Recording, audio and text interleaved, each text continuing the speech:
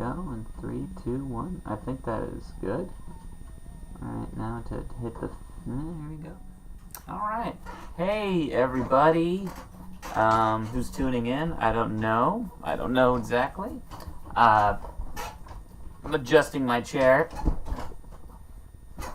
Hi, how you doing out there tonight here in the dream world of the world? I don't know. Whatever you want to call it. Wherever you are in the world right now. I'm Pottorff, William Pottorff. Welcome. This is my live art stream, where I will be inking, drawing, hopefully entertaining. This is probably the most energy I will be putting out at the beginning of this art demo, essentially, because a lot of my time will just be spent on the art itself, and so there'll be periods where I go quiet. I did put together, on Twitter, I did ask everybody, and I think on Instagram, to send me questions. And no one really kind of responded to it. I got retweeted a couple times, which I do appreciate that. That said, no one actually sent in any questions or topics or anything. I do have some stuff prepared, but hey, if you're a friend and you're watching, I have my phone right here. I'll just put you on speaker, and I'd love to have a conversation with you.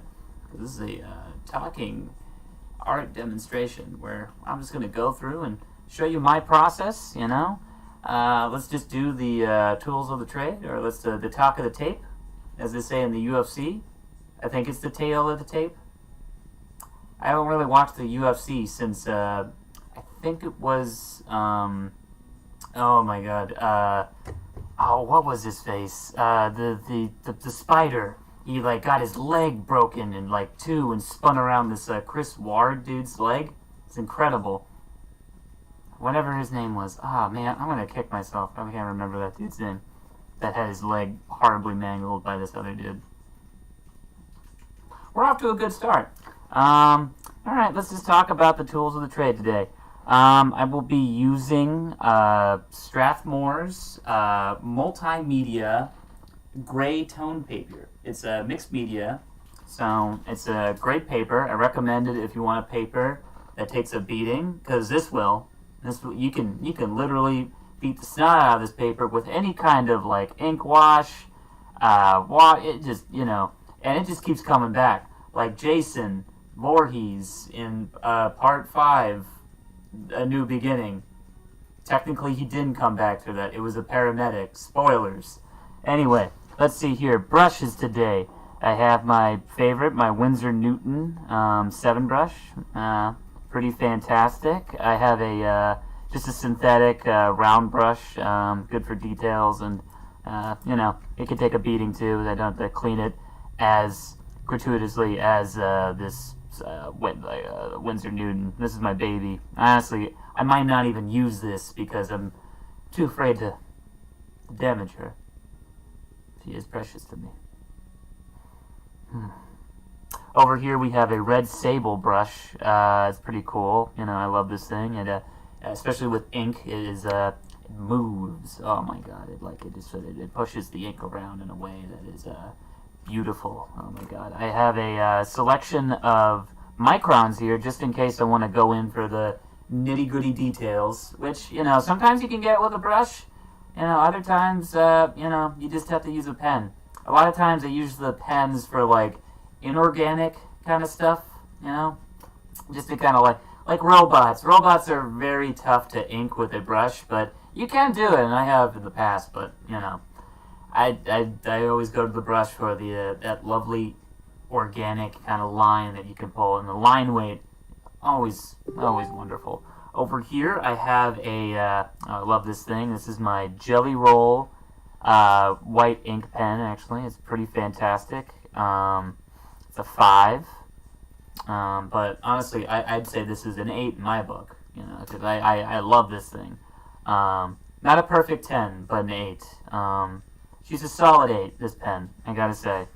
Does a lot of good, especially when you go in and you use your toned paper. Actually, it gives you you can go in with some highlights on that. If this doesn't if the Jelly Roll pen doesn't do the trick, I have oh my goodness, my titanium white acrylic gouache. some solid stuff. Totally recommended. Oh my goodness. A little expensive, but it's worth it. I like the nice crisp whites you get from it. And for ink today, as always, it's Dr. P.H. Martin's Black Star. It's not Black Star, or Dark, wait, no, it is Black Star. It's not Dark Star, the John Carpenter student film that he did with Dan O'Bannon, actually, from Alien fame, and also, more importantly, Return of the Living Dead, the only film he ever directed. It's a weird mix with that guy of being like either like a genius or kind of a pervert, you know. And with everything in life, it's in the middle. It's somewhere in between. Let's get into it. One more thing. I have a piece of scrap paper right here that's going to act as, because once we start getting like too much ink, sometimes will accumulate on said brushes. And that's when you gotta wipe it down and sort of like, get a little of that excess off so you have the right controlled line that you want on your brush. That's the whole thing. Today what we're illustrating is a drawing I did based off, there's this stream I do a lot of artwork for, Jared Logan's Stream of Blood. Definitely check it out. They're on a little break, but the last session from their Call of Cthulhu game that they run on Sundays, I drew a monster. Well, one of the performers / artists that they also use for the show, Ross Bryant, check him out on Instagram. He did some really great monster designs, and I just kind of wanted to do my own rendition of that and just sort of give it the old Pottorff drippy monster spin, if you know what I mean.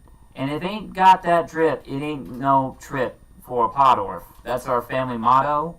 That was on our banisters, on our huts, our mud huts, that literally I think people of nobility would throw dung at us over. So, that is what it is. It's a little history lesson about where I came from, Very white history. Doesn't get much whiter than a Pottorff. That is also a family slogan before we run out of Europe, and we had to change our names. This is roughly around the 16th century. We may have tried to kill the Medici. That's at least what my father said after, a few natty lights, but, I'm sorry, that's an apocryphal story. My dad mainly drinks, Coors Light and Bud Light, Actually, just Budweiser, I love my dad, wherever he is. Alright, so we have the ink poured out here now. I have it on this, little, if you're inking at home, it's always good to have one of these bad boys. It's a little tray to have all your ink. Obviously, I have mine caked with decades of just all kinds of inking. Alright, so I feel like if I'm going to start out on this bad boy, the first thing I'm going to do, I'm going to go in with the heavy blacks, and then go in with the small, minute details. So I'm going to go in with the red Sable Brush first, and get some of the bigger lines, get that line quality in there, and then from there, we're just going to play. Baby, we're going to play. I'm going to be doing some washes on this bad boy as well. And, hey, you know what? Let's just get started. I hope you're inking at home, because I'm inking right now. And here we go. We're just going in here. And the trick, especially whatever dominant hand is, you always ink from your opposite side to your, dominant inking hand or drawing hand. So if you're left-handed, you start with the right, and you move to the left. And here's the thing. I always say this, but do I follow my own advice and everything? The thing that I was taught in art school that I'm still paying for? No, I always forget it because I have learning disabilities. And that's just a thing that I have to live with every day. But I still love myself. And you should too. Because we're inking together. I hope everyone's inking at home. And let's just get started. Alright, here we go. I'm just going to work around the camera. It's always a little difficult. The setup right now isn't permanent. I'm not even sure if I want to do a lot of these, but I finally I got the program together. I had the encouragement of my really great buddy and former professor over at Montserrat, Mr. Shanthan Jetty. Oh, don't mind if you hear the siren going. That is just the sound of Beverly Blues. Blue. I don't know. We're off to a good start.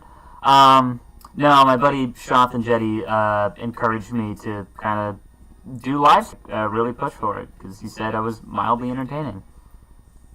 Well, he didn't say that, but he said I was good at inking, so I should do a stream about inking, and I was like, you know what? Alright, Shanth, I'll take your word for it. So here we are. I primarily was doing this on, like, Instagram, but I was kind of running into the whole hole of, well, you know, they have that hour cap for doing live videos can't be longer than an hour, which I agree with on the principle. Like, I really don't want this to go for more than an hour, but who knows? Maybe we have fun together, you know, and then maybe go for a full hour. That'd be kind of fantastic.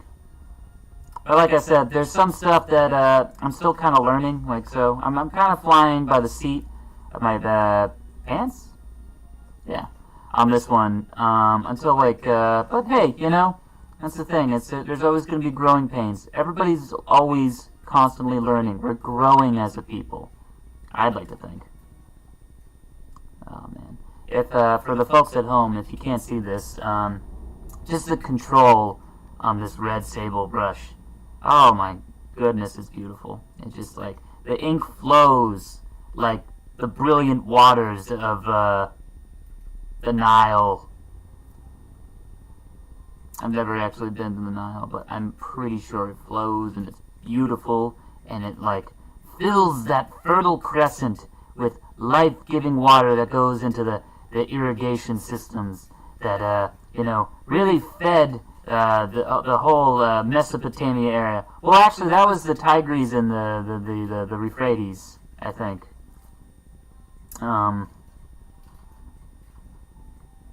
Man, I'm already like screwing up on all kinds of geography and like name pronunciations. I don't know why I even agreed to do this. Because I made a blood pact with Shanth, but apart from that, you know what? And I will say this 1 billion times, baby, we're cooking with gas tonight. And by gas, I mean ink, and by cooking, I mean we're drawing together. And look at that. Already we're working out this monster hand together. Look at that thing. Look at that thing, honestly. I love a good monster. Oh. Best part is always the folds. You know, everyone always asks me, in my head, hey, what's your favorite thing about inking up a monster? And I'm like, baby, I'm all about the folds. If it ain't got a fold, then don't bother me. You know, I was like looking at the mummy, and I was like, that's for me. I like those folds and stuff.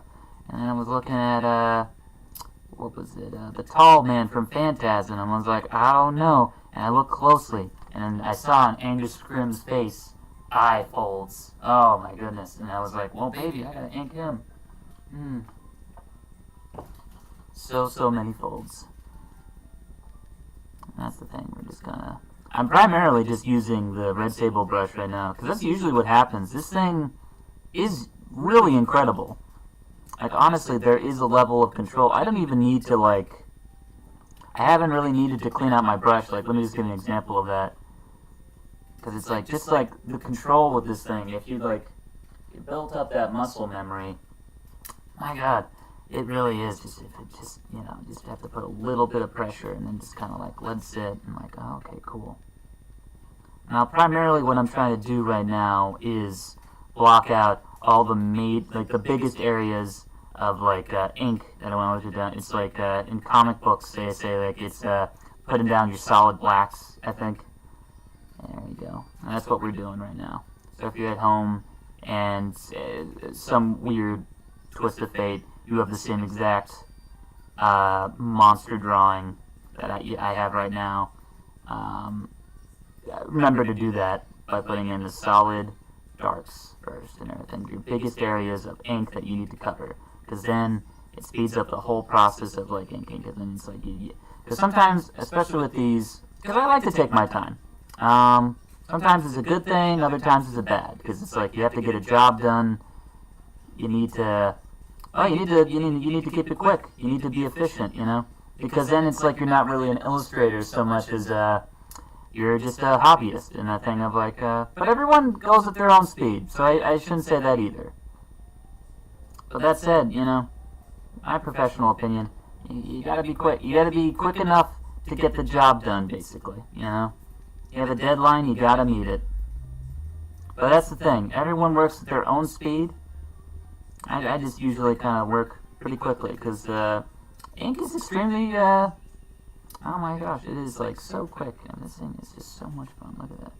Look at that sweet control. Oh my goodness. I wish I had this amount of control in my day-to-day life.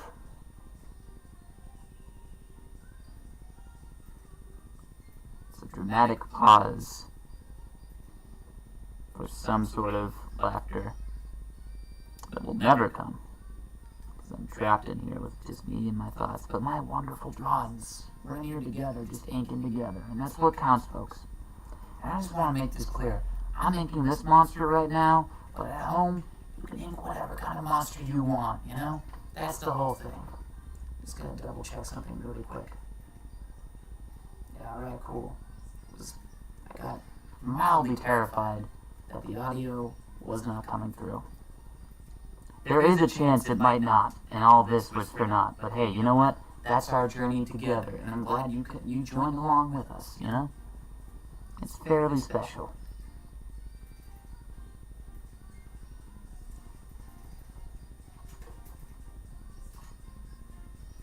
There we go, and we're just kind of blocking out. As you can see, like, you can see on the camera right there. Mind you, the camera's not the best in the world, but the image is starting to kind of pull out, like, we're starting to just pull out details from just these quick pencil marks that I did.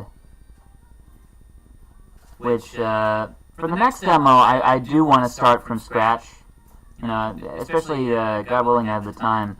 We can just sort of sit down and I can show you, like, how I do, like, just a quick, you know, I construct one of these illustrations and stuff, and we can, together at home, if you want to pick up your own Strathmore mixed media gray tone paper, I recommend it. Pick it up, and then you can join me.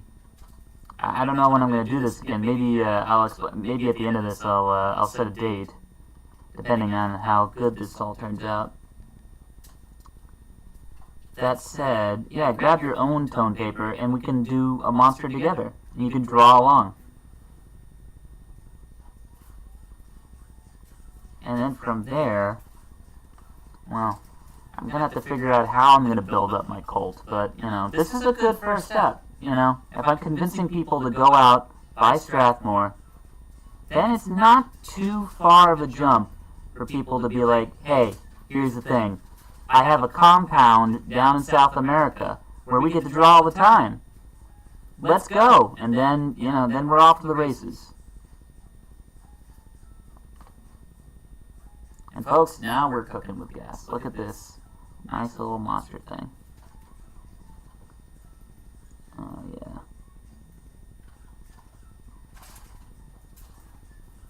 Here we go. Here we are. Oh, looking good, looking good. Just getting a little silhouette there, just kind of little spots.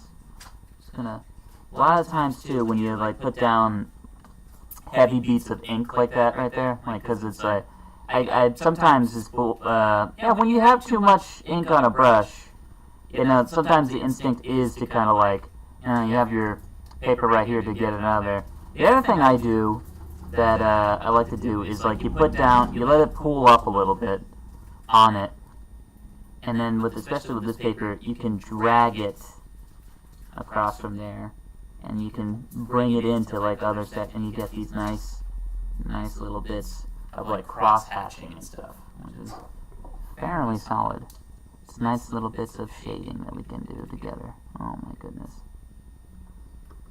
Alright, now we're cooking with gas. said it again, folks. And that's honestly what we're doing. We're cooking with gas.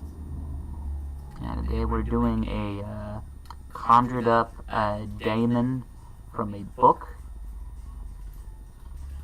I forget the name of the... I wrote it down too, that Jared brought up in the stream, but it was like fairly cool Call of Cthulhu monster, actually, that I don't really remember. It's not from the actual Cthulhu mythos, but the description was kind of awesome. I was like, oh man.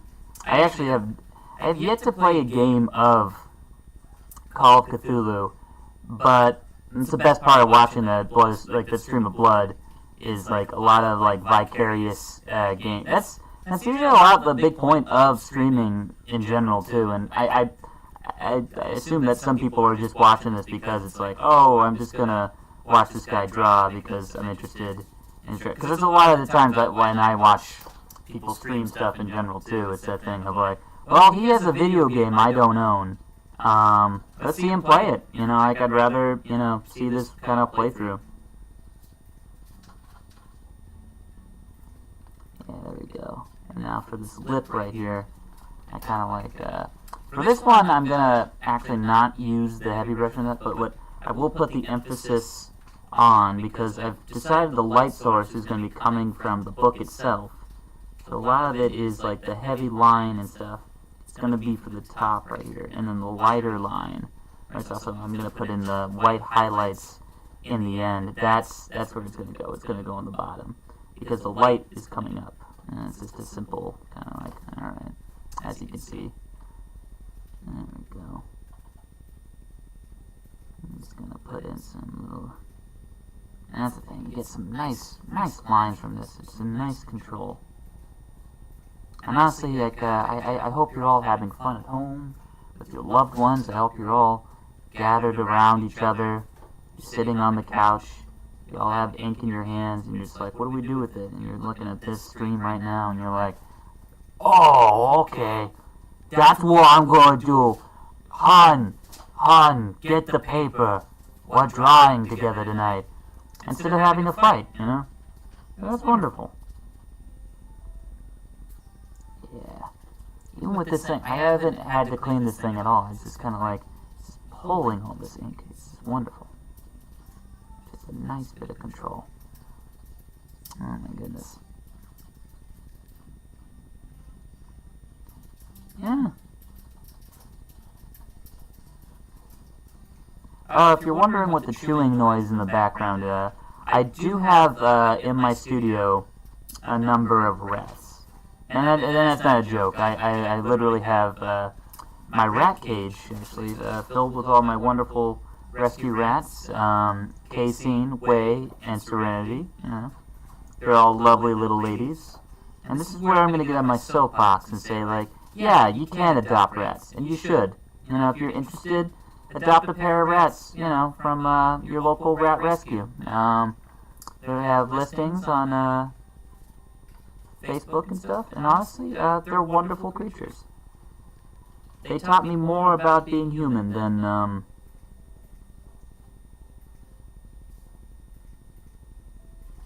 Now we're cooking with gas. Look at that ink right there. Oh my goodness. I do love them.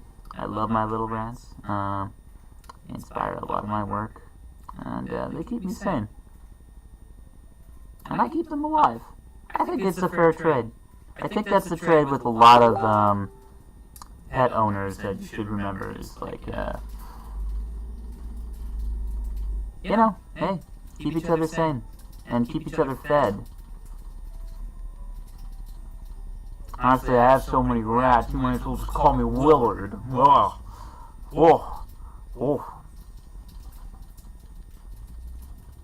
If you can hear them right now, they're chowing down, I believe, on some, like, gluten-free pasta that we have in there. We give them to them dry as a treat. And they'll just go to town, just chewing away at it. And that's the thing with the rat. The rats get in up on there. And they get up in that pasta. And it's like, well, what's the pasta rat doing in here? And it's just, that's the way it goes, you know? Yeah, now we're just getting into the wings right here. I don't know. starting to run out of ink on this brush. Isn't that incredible? Everyone at home, I want you to know how incredible that is, okay? Once you grab some paper, just jot that down. I only put like a little bit of ink in my container actually, because, you know, I don't want to like, well, honestly the fear with putting too much ink is that I don't use it all, and then you have wasted ink, because then you have ink that's kind of been out in the air for a little too long, and then you try to put it back. You can get bad ink that way, and that ain't no good. I'm honestly almost done with all the big black areas on this thing, and I might have to switch over to the smaller brush for the, like the little nitty-gritty details. Folks,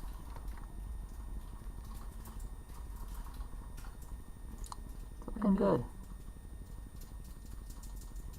Getting a little bold with this, you know, just kind of putting in all the lines right there. That's looking really good right now, actually. I gotta say, I'm probably gonna do like a little wash in the background and just kind of like, you know, sort of give it a little bit of that atmospheric perspective that, you know, I like to do with a lot of my pieces. For instance, I have a solid example for folks at home if you want to see what ultimately this could end up looking like. Actually, we got I have a whole stack of drawings I did here. I got like my rendition of Phantom of the Opera. Sorry, I'm a little I'm also exhausted right now. I didn't sleep too well last night, but that's the atmospheric perspective. You know, just kind of like going back into the background like that. A nice little washes that will probably do for this piece. So, oh yeah, we got this little blood tendril going out here. Folks, listen. I love a tendril, but I really love a tentacle. You know, it's kind of my thing. Nothing wrong with it. There's nothing judging, alright? There's no judging here. This is our drawing time together, that's the thing. We ain't gonna judge each other. And I ain't gonna judge you either. Alright? I remember what you did that one hot summer evening when we went from being children to adults for the sins that we committed together. That's between you and me. We're just keeping it light and fun. That's the whole thing.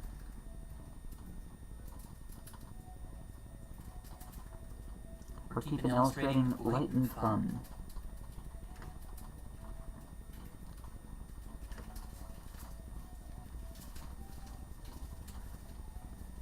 We're keeping illustration light and fun.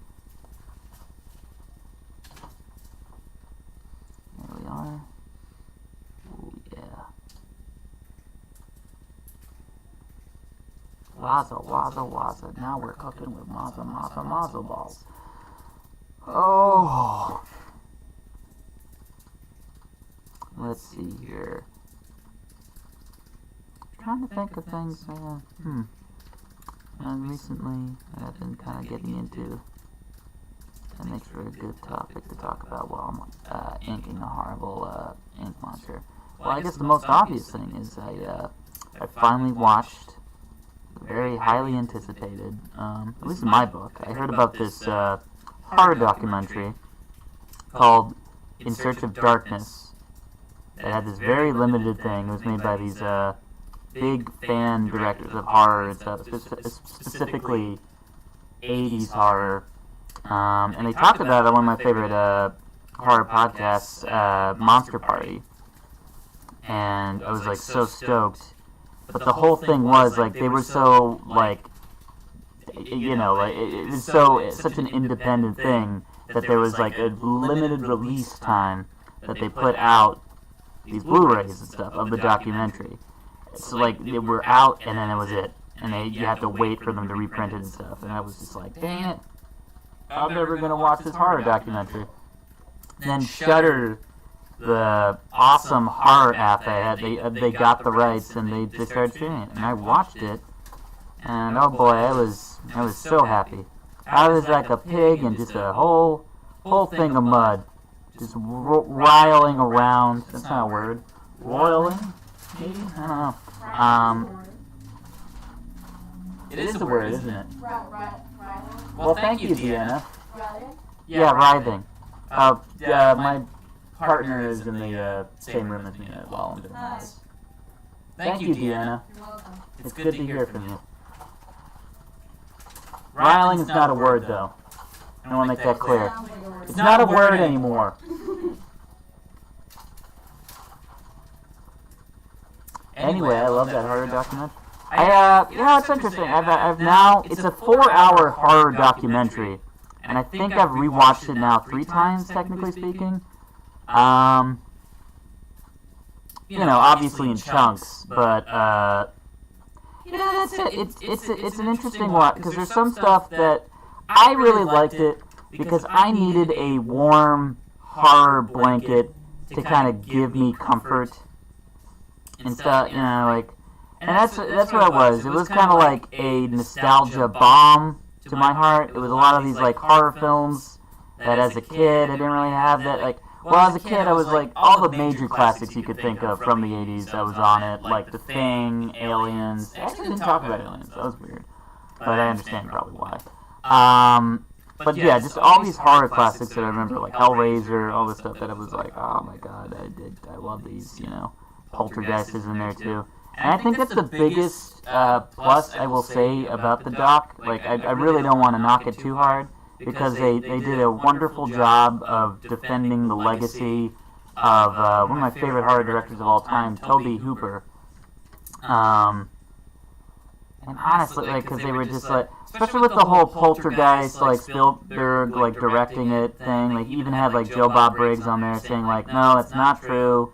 It was just this, what was it, Mick Gareth, the guy who directed Critters 2, and other things. He's been in the horror genre for a while, but that said, everyone kind of came out and defended him. It was really, I teared up a little bit, because just in general, if you want to talk about, independent, raw, real, creative people, horror directors are always up there for me. They're always, fiercely independent. And just all around, Tobe Hooper, it's the thing of, you hear a lot of, the auteur director kind of nonsense, where it's that thing, you get, William Friedkin? Yeah.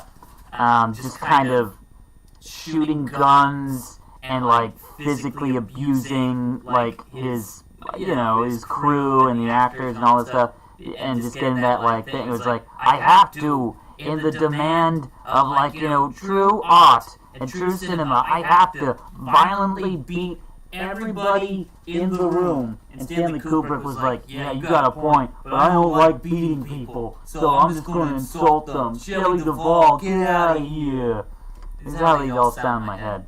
I don't agree with that. I think it's that thing, and they talk about that too a little bit, just about George A. Romero, and just in general, a lot of the lighthearted kind of hey, let's get the shot, let's do it, but that sense of collaboration and sort of okay, let's work on this together, I want to make sure no one is upset, hey, this is a good, let this be a good work environment. And I think it really shows, because even though those movies are really dark, there is the people who make them and still talk about them and stuff. They always seem very jovial about it. It's oh yeah.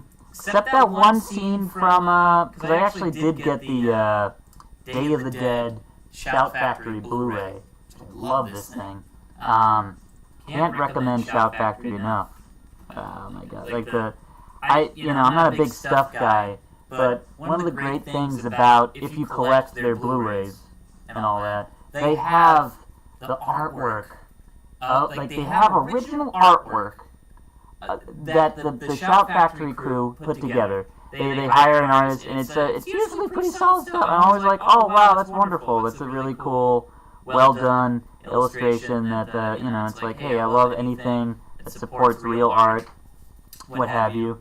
But what else they have, if you flip them, that's the thing, a lot of these covers are reversible, so you get the original, they have the original poster on the flip side, so it's wonderful. I have the Texas Chainsaw Massacre 2 for they put it out, the collector's edition, and they have like this beautiful like original portrait on it that's like awesome, like all the characters, and it's a really great piece. I love it at least. And on the flip side, they have the original like Breakfast Club poster, which is like their fake Breakfast Club poster, which is like very hilarious. It's a great like it's a great visual to see them all in that sort of pose and stuff. And it's like it's on the flip side, and I love it so much.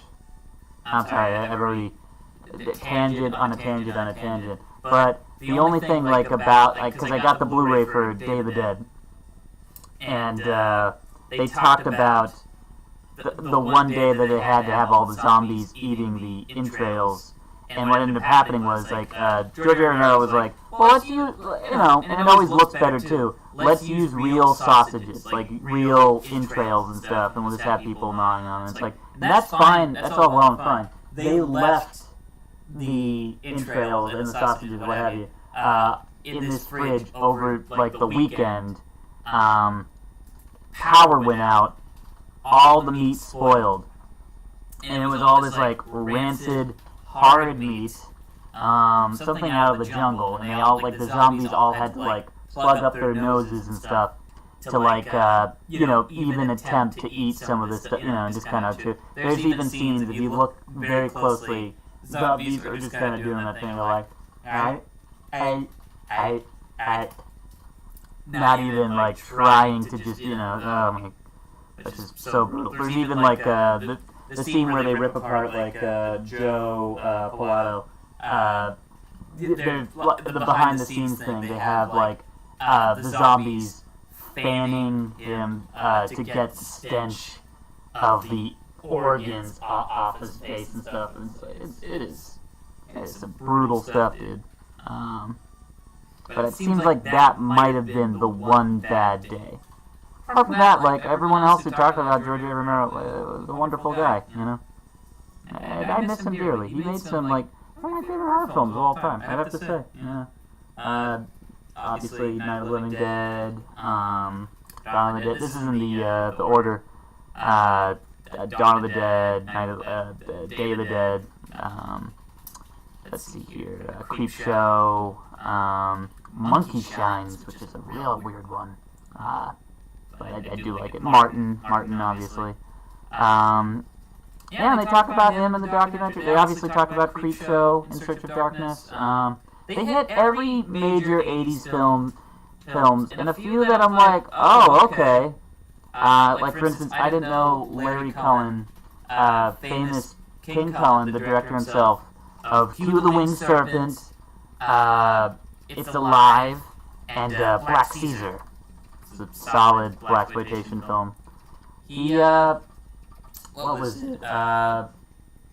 He directed this, essentially it was kind of like the original Teen Wolf called Full Moon High. I never knew about this film, and it's really, I mean, like, it's obviously low budget, but it is funny, like, how, like, I didn't know, like, how much of a ripoff Teen Wolf was compared to this thing, because it really was, like, bit for bit, like, oh, he's a teenage werewolf, and he's going to school, and he's on a sports team. Really, I was shocked. I don't know.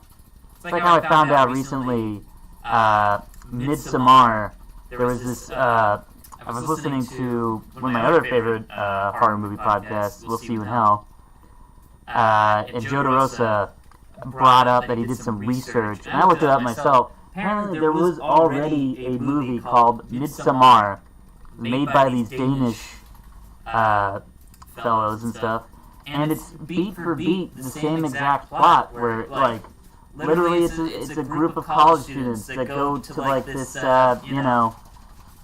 ritual, this Midsommar, Danish ritual or whatever, in England, and and what was it? One of the main characters is dealing with the suicide of their sister, and it's like beat for beat, and it's kind of shocking, And I was having a conversation about this with my buddy literally yesterday, and it is that thing of like, I think Ari Aster's a good, competent director, but it is that thing of, like, he does wear a lot of his references on the sleeve, and it's always kind of frustrating, right? It is that thing of, like, yeah, this is just Rosemary's Baby, or it's like, yeah, this is like, well, this is...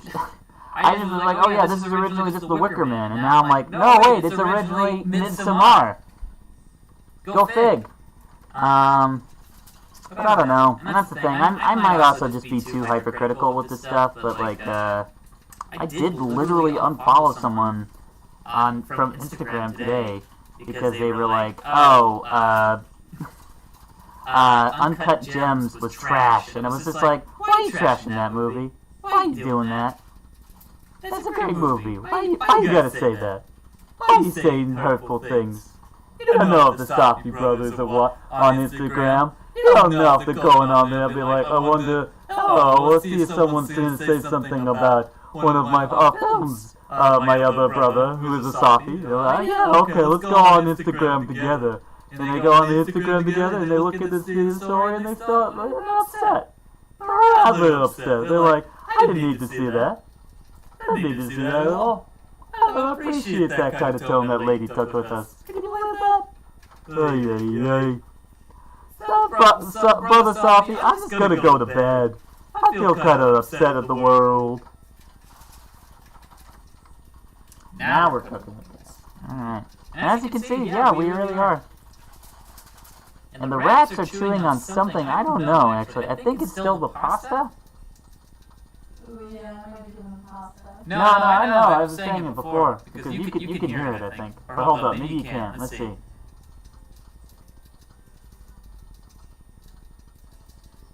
I think I can hear that, because, like, honestly, my mic setup on this isn't the best right now, but, hey, I don't know, if we do another one of these, like, I'll probably figure that out as well.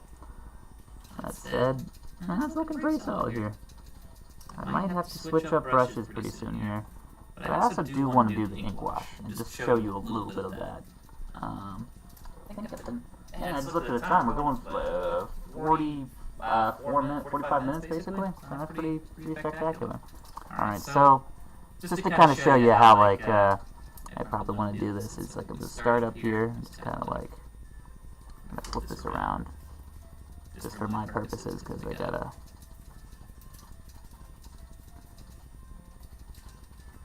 and you can sort of build this stuff up, actually. Just gonna put that tone in there, that's the thing. And then, I'm gonna have it like kind of drip and have the water come in there, so I'm just gonna do washes basically.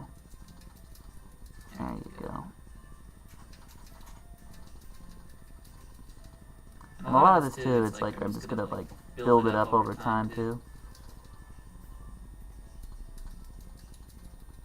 This brush has a lot of ink on it still, so I'm just gonna try and my best and yeah, it's okay if we make mistakes too. You know, we can always just sort of go in and just kind of. There we go. That's just the first start of the wash. I'm probably going to go in a little later and add a few more details, but that's just the kind of the general thing of like, you know, have that space go back there. Yeah, because right now I probably have too much ink on this brush to kind of do the build up that I really want. So, but that's roughly where I want all the darks in there. So, just gonna keep it a little rough. There we go. Get a little bit nice bit of texture to kind of mix up the thing. You know, I know we're doing like a wash, but you know, that's it. You know, put a little dry brush texture in there. That's always fun. It's always fun, and that's between you and me, pal. Oh man. Oh my goodness. What else? Trying to think here. Now, well, I guess now we kind of mix on, we go, and we take our littlest brush. I'm actually going to use the little synthetic guy, get some of these tight little details. I'm just going to zoom in here with my head. Alright, as you can see the little eye right there. I'm just going to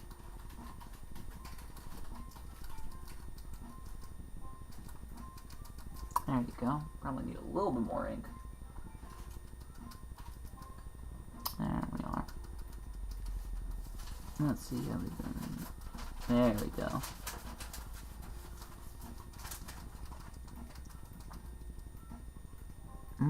Actually, I probably underestimated how much ink I need. I'm probably going to do a couple more drops of the Dr. P.H. Martin Black Star. Oh, this waterproof India ink. It's the thing of my dreams. It's that deal of, like, I found my ink, and I'm never going back, you know? You can't make me use Speedball, alright? You can't. I won't let you. I won't let you hurt me. There you go. I'm just going to add some little details in there that I forgot to draw in, but hey, that's the power of inking, baby, because ultimately the pencil lines, they don't mean nothing to us. The ink is what decides what I put in. Dang it. Yeah, look at that. Very sweet. Very, very sweet. Here we go. Going in the little details, like the lip right there. Now these teeth, I don't know, like I'm a little cautious to go in with the brush because they are so minute in detail. And honestly, my tiniest brush right now, not really trading it too well right now. I have to like really kind of bring it back to life somehow. I kind of like messed it up somehow. I don't know. It's the thing of like, it's on me. You gotta like. The biggest lesson that I hope you all take away from this is probably maintain your brushes, because, you know, especially if you're working profession, they're money makers. Just like your hands, those are your money makers as well. Which, speaking of which, oh my god, I was out of commission actually for a couple of days because I like tweaked my hand. Just maybe doing too much inking, I think. But who's to say? I have no clue. But it was mildly terrifying for a minute, because there was a little bit of that had that hypochondriac like nature of like, oh my god, it's broken, it's ruined. I have to go to the hospital. I might not be able to ever ink again, and it's just like, oh no, I just tweaked it, and it was fine. I just kind of took the time off.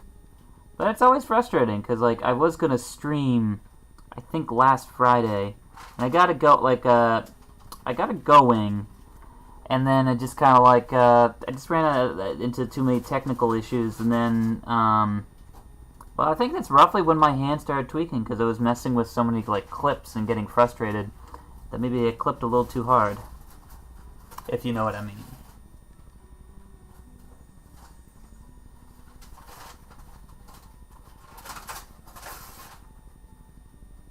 Don't mind the rats, they're doing their thing.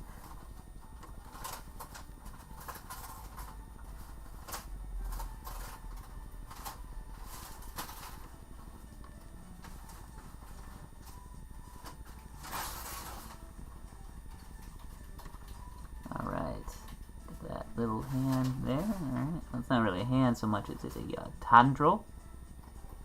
There you go. This monster is being conjured up through book blood, which is a technical term.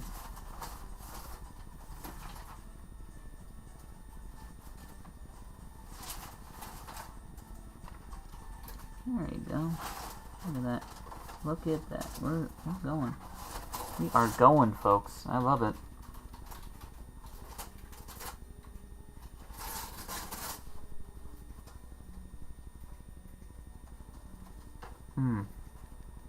Yeah, and then we get the little tendril guy right here. We're gonna just go in right there. Get that, get those little subtle details. Give it a little shape, give it some form. Give it some nice line weight. That's what it's all about, just that nice heavy line weight, especially when it comes to ink, you know? It's all about that line. In some cases, if you're doing an ink wash, then it's all about that wash. And if you're a DJ, well, I think you know what it's all about. That bass, I think. Ugh.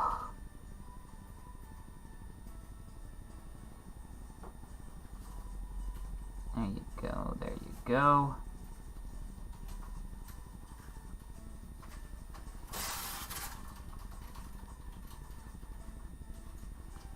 horrible ink monster coming together. Well, it's technically a blood monster, but, you know. That's it. It's looking good.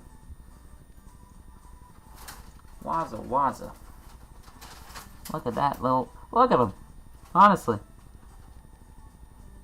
I'll leave it up to the viewers and everything to name this guy. I forget the name that Jared gave it in the actual episode of Stream of Blood. But, you know what? It's fun. We're having a communal thing right now. So you go ahead and you name your monster whatever you want, you know? This guy's definitely a Reggie. I knew a Reggie once. And I just wish he would come home. I love you, Reggie. I'm sorry.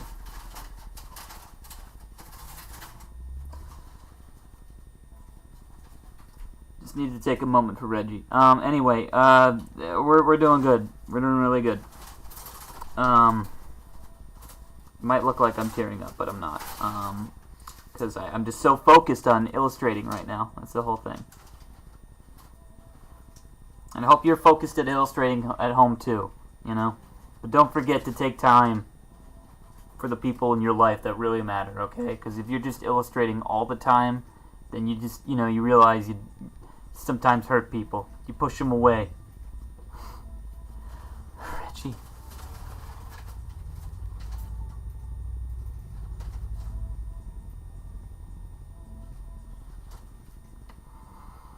Oh, yeah. Oh, my goodness. Oh, my goodness gracious. We are cooking with gas now. It is quite good.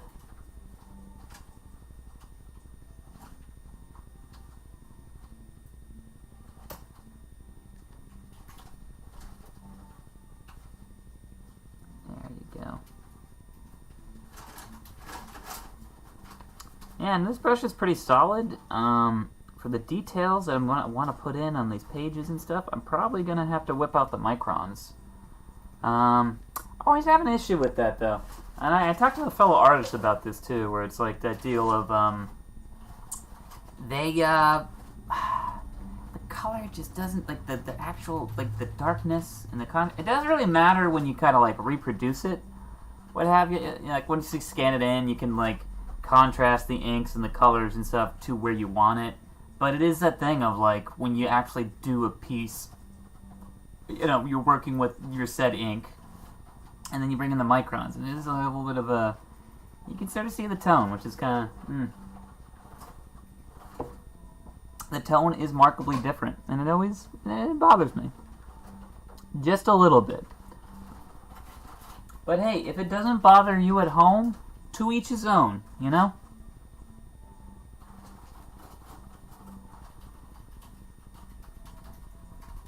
Let's see, what else have I watched recently? I watched a documentary that was darkly fascinating. It was We Believe in Dinosaurs. And it was all about creationist Baptists in, I believe, Kentucky, or it was Oklahoma. I think it is Kentucky. They had their whole creationist museum. It had a very similar tone to production value was really good on it, actually, so that was a plus.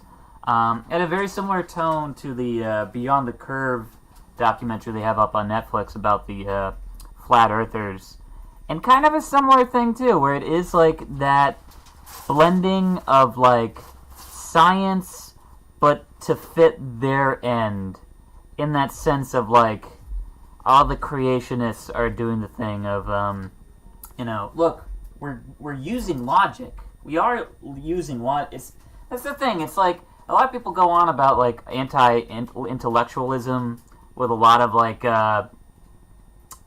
know, a lot of these different groups that sort of like, you know, pledge these things where it's like, especially like flat earthers. Flat earthers, I think, are the, you know, the kings of like, hey, you know, what we're talking about is very logical. You know, we broke it down. We have a set of logic with it. It isn't just it's not anti-intellectual so much as like they have their own skewed view of logic in that thing of this, like, yeah, we take the numbers and it makes sense if we put it to this, and it's just like, oh, okay. So what I'm trying to say is, like, I do believe dinosaurs were placed here to test our faith.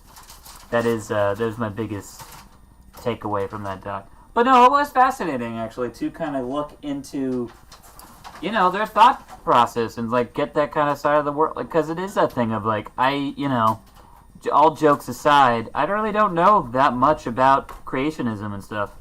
I think I know more about other, like, weird, esoteric kind of sects and stuff, like Rosa Christensen, and like, well, I don't know, I'm also pretty big into, like, cults and stuff like that. I'm always fascinated in, the number of, like, shows and podcasts and books that I've listened to about, like, Scientology, Om Shinrikyo. That's, I don't want to say they're one of my favorite cults, because this isn't Tiger Beats, you know?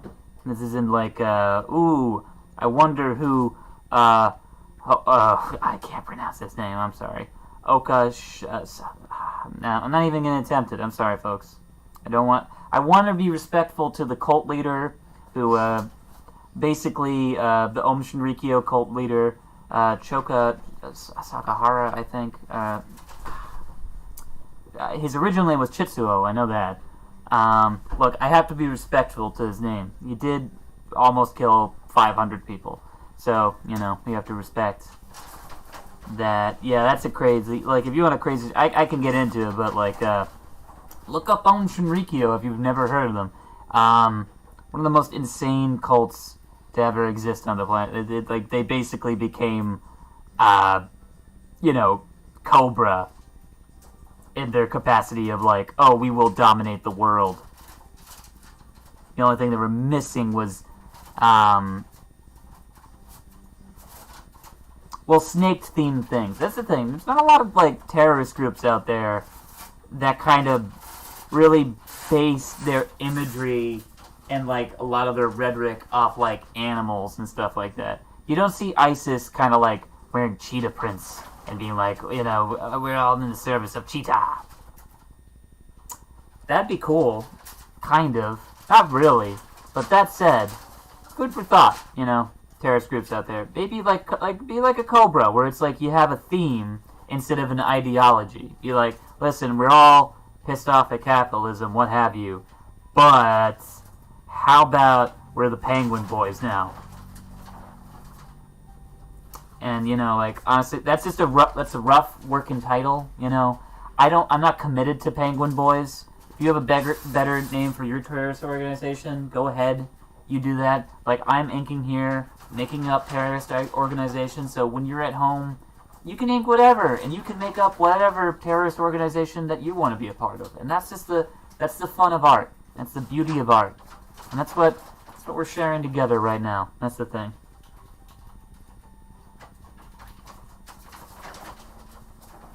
Goodness gracious, look at this. Okay, I probably have to throw some more ink on this bad boy. Yeah, I'm just not getting the right line quality I want from this right now. And honestly, like, these little details too, I am prepared just to kind of whip out the, admittedly, I'm prepared to whip out the,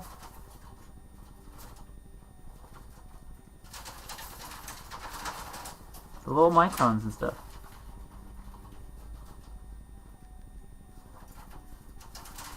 I'm getting to that point.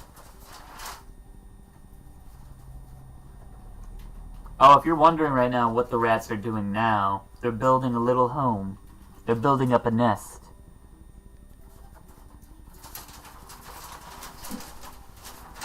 You can hear them going. Pretty fantastic.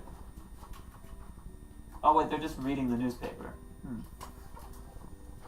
They're waiting patiently to come out. Yes, they are. Yeah, so there's a chance I should probably finish this up soon, because it is 10? Wow, alright. Yeah, you know what? I am just going to go ahead and just kind of switch over. I'm not even sure if I'll have enough time to get to, like, the white, the highlights and stuff, the white highlights. So tell you what, I'm just going to go grab my microns, and we're just going to get in some of these nitty-gritty details. Alright, I'm using a 1 here, and I'm just going to go in, just kind of get all these little guys. And that's the thing. Ultimately, when you use a pen, you get the most control out of your lines. Because a brush, you have to, like, you know, you got to keep reloading it with ink.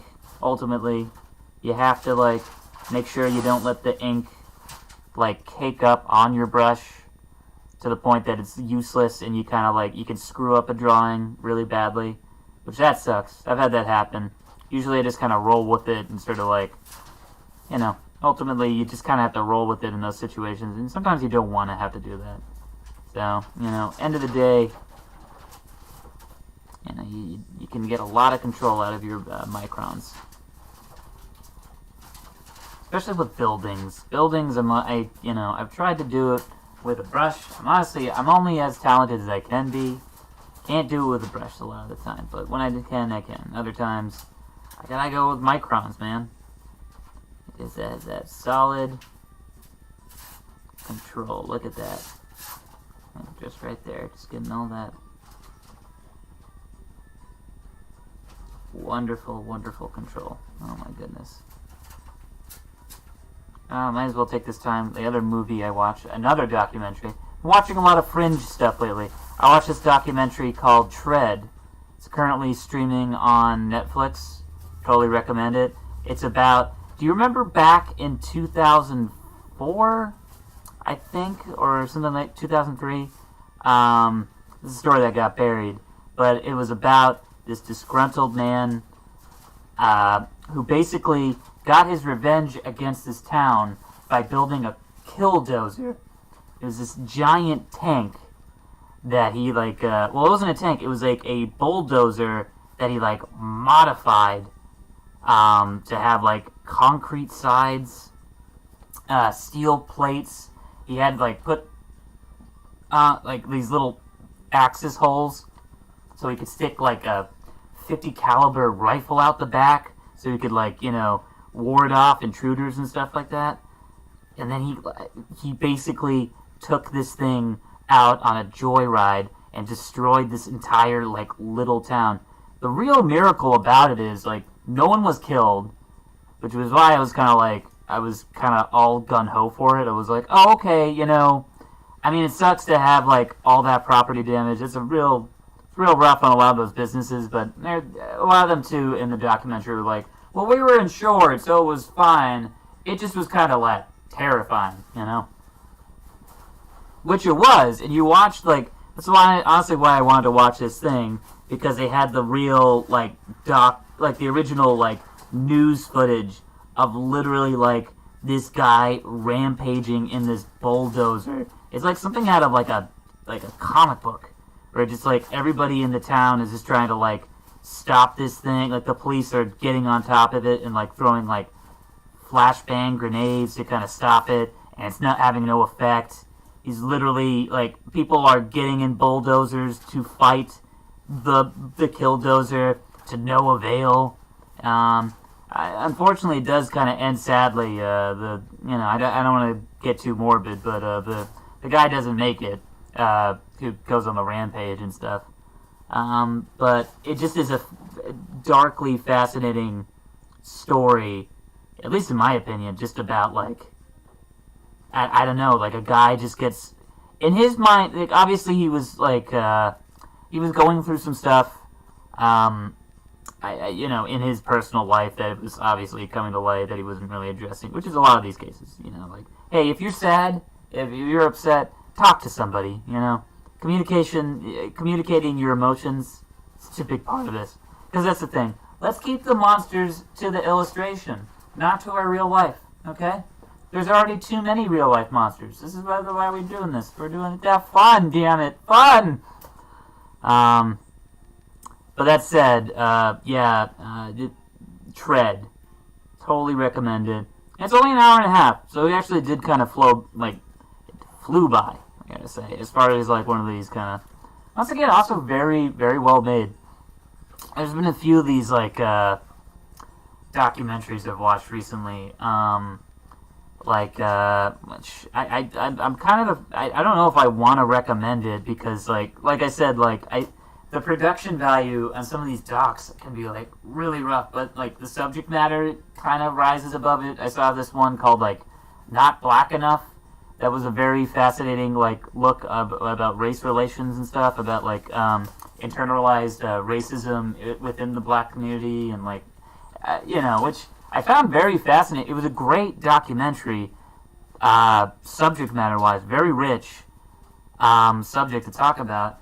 But dude, just it looked like the production value. It did kind of like it did take me out of it a little bit, and I know that's a weird thing to kind of like take a gripe with, but it is weird where it's like the Killdozer documentary looks better than the one that's like, oh, this is really saying something about our, this is very prescient, this is very, why does it look like it was put together in like iMovie, which is like, mind you, that said, definitely go seek it out if you haven't watched it. It's still very, very fascinating documentary.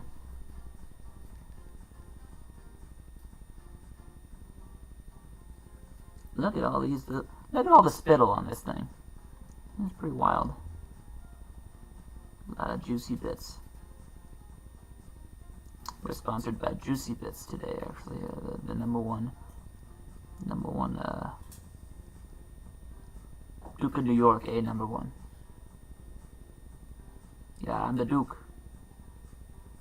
Escape from New York, 1981. John Carpenter. And if you do tune in to a lot of these streams that I'm doing, there'll be a lot of John Carpenter talk.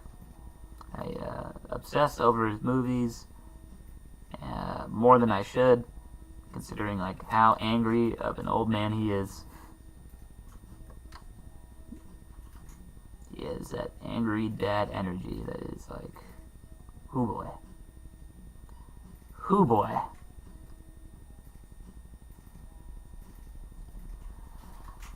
Well, I'm trying to think here what else we could probably do with this, because honestly, I'm kind of reaching that saturation point myself. Just hearing my own voice can be a little grating, because normally I'm just plugging up my thoughts with just my earbuds, listening to whatever podcast that's going to take me out of my mindset. But, that's it. This is looking pretty good. Another thing too, like with the pen, you just have that nice bit of control to kind of fix up a line. Just kind of put that right there. But no, I mean, like, it's looking pretty solid right now, actually. I probably will kind of call it a quits right now, but hey, honestly, like, if you tuned in, if you like what you saw, I'm kind of contemplating on doing this again, maybe next Thursday if everyone's down. Same time, same place, 9 p.m. Eastern time, which I guess is 6 p.m. Pacific time. Yeah, I don't know.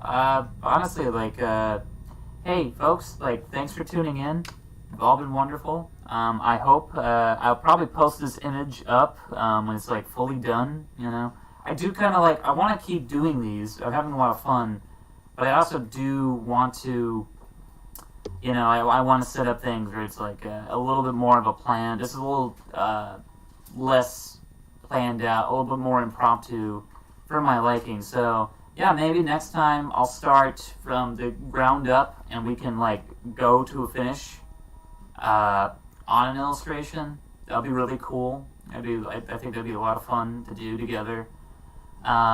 We could definitely I have to figure out my setup a little bit more. This the camera right now is just kind of like kind of battling with it, and I'm not sure if you can really see all the exact details, so still figuring that out. But hey, you know what? This is a good start, Probably going to finish it up later tonight, post it up. But honestly, hey everybody, thanks for tuning in, and hey, I'll probably see you all around. Have a good one. Let me just get the audio off here. Thanks everybody.